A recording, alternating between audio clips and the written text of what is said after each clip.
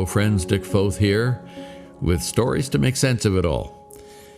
And in the reading of the book that Ruth and I wrote some years back, we're in chapter 17 called Truth Telling. This is how it begins. To the Jews who had believed him, Jesus said, "If you hold to my teaching, you're really my disciples. Then you will know the truth, and the truth will set you free." That's from the Gospel of John. As the old contractor surveyed the interior wall, one of our maintenance fellows asked, "Is there anything we can do to help?" A load-bearing wall in the dining commons of the college, where I was for a number of years, had been rebuilt during a renovation. We were trying to save money by using our regular maintenance crew. The guys were tremendous, hardworking generalists, but not professional drywall installers. The 20-foot-high interior wall surface looked rather, shall we say, wavy. The seams were obvious. It was time for help from the outside pros. With a grin, the contractor said, "No, I believe you fellows have helped me about as much as I can stand." Over the next week, he and his crew made things right. In construction, builders use a plumb line and a measuring tape to help get things right. But getting it right means executing things based on correct information. The plumb line provides vertical accuracy, and the measuring tape tells us precise length. Without the plumb line and the measuring tape, designing and building would be guesswork. Measure twice, cut once is the rule of thumb in carpentry. Precision is the name of the game, and accuracy in laying out a foundation or the distance between joints or the size of a window opening is critical to both the stability of a structure and its aesthetics. The plumb line allows for accurate vertical relationship to be established for the construction of the building. In building, your eyes can play tricks on you. Depending on the relative rise and fall of the surrounding terrain, what looks correct may not be so at all. That's just like building a relationship. Being able to read where a relationship is in its growth trajectory can fool us too, can't it? Relationships built on partial information and inaccurate assessment are no relationships at all. That's why conversations are so critical. They help us measure where we are, how we're doing. Without chats like that, we are left to guess what's up. In my experience, guessing goes more wrong than right. Quality investment of time and energy is critical to the outcome, and there are no shortcuts. I have a nephew in the trades. A few years back, while he and his cousin were building some bookcases in my home study, we were talking about the cost and time, and he said, "Uncle Dick, we have a saying in construction. Fast, cheap, and good. Pick any two. If it's fast and good, it won't be cheap. If it's cheap and good, it won't be fast. And if it's fast and cheap, it won't be good." Simply put, if you want your relationship to be good, it won't be fast and it won't be cheap. Lots of conversations and time spent together will be required to get the right orientation and assessments.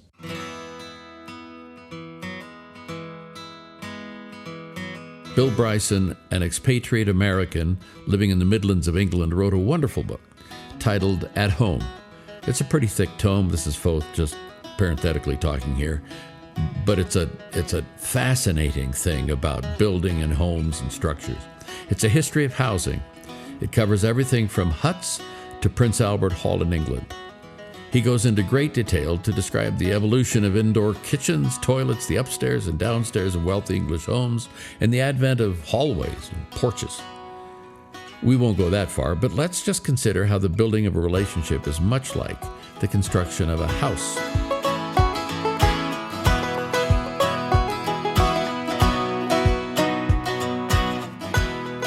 The way the house is oriented is critical. Which way the house faces, how the structure catches the sun, from which direction the prevailing winds blow, and the stability of the soil all need to be studied. A house can take 1,000 different shapes, can't it? The desires of the owners and the capacities of the builders all come into play in the process of drafting architectural plans. Once the style and orientation on the property are decided and construction starts, nothing is more critical than the exactness with which the foundation is laid out. If a measurement goes wrong there, the whole structure is affected.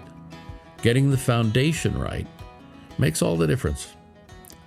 Truth is the foundation for any friendship. When you know the truth of my history, it helps to frame our unique friendship. All along the way, as commitment grows, healthy adjustments are dependent on our telling each other what is accurate to the best of our understanding. If time and tenacity are the tracks on which covenant runs, truth is the locomotive.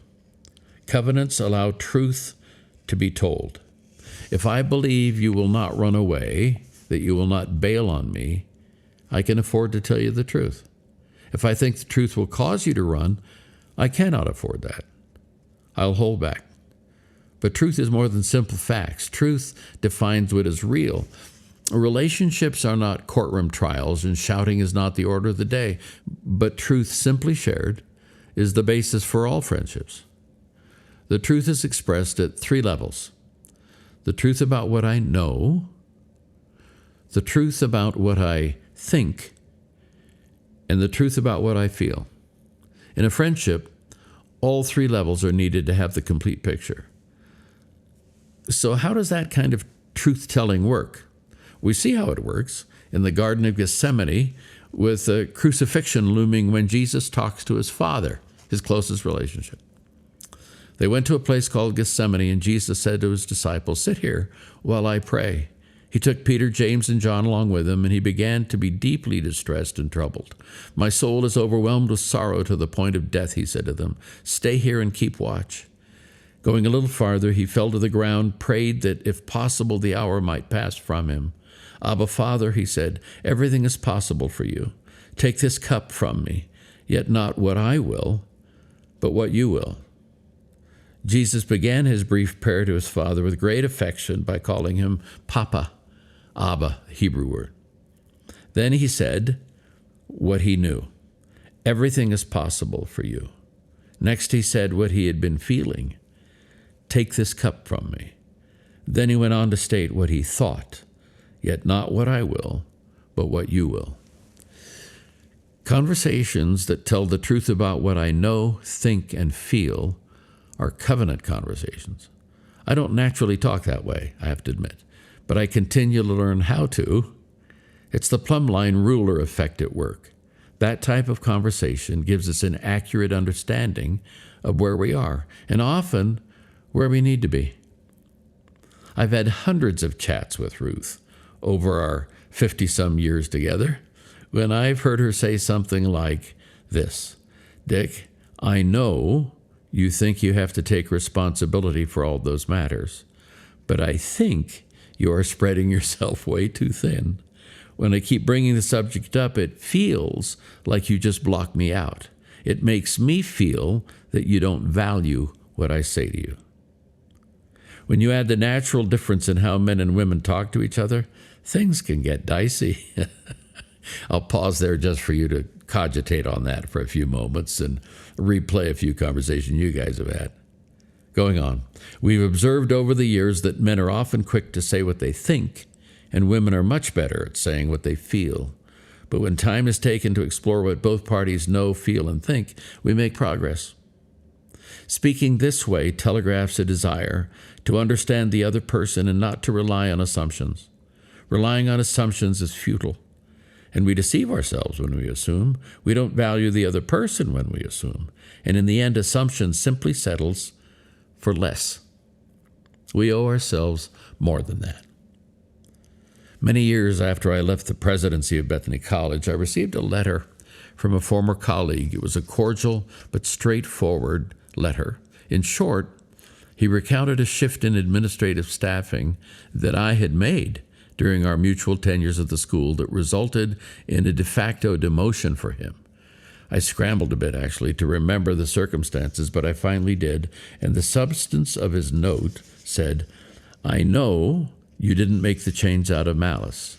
I think you were under great pressure and made a decision you thought was right at the moment. But what I felt was a great devaluing of me. I've held that feeling over these years, and I want to let it go. I responded in gratitude. What courage and grace it took for him to write that note. I already respected him, but he rose in my estimation as I read that letter. He embodied kingdom thinking when he stayed the course and he spoke the truth. To this day, we are friends. David Benner caught the broad sweep of truth-telling and covenant when he said, "In caring for me, my friends support my emotional, spiritual, intellectual, and physical development. They do not want me to stay as I am. Rather, they seek my growth. They want me to become all I can be. By daring to be honest with us, friends offer us invaluable opportunities for growth. They can help us penetrate our self-deceptions and cherished illusions." Tenacity and truth-telling are the great catalysts for success in friendship. Tenacity says, "I'll never say quit." Truth-telling says, "I'll not settle for less." When those things meet, covenant blooms. And when covenant blooms, everyone wins.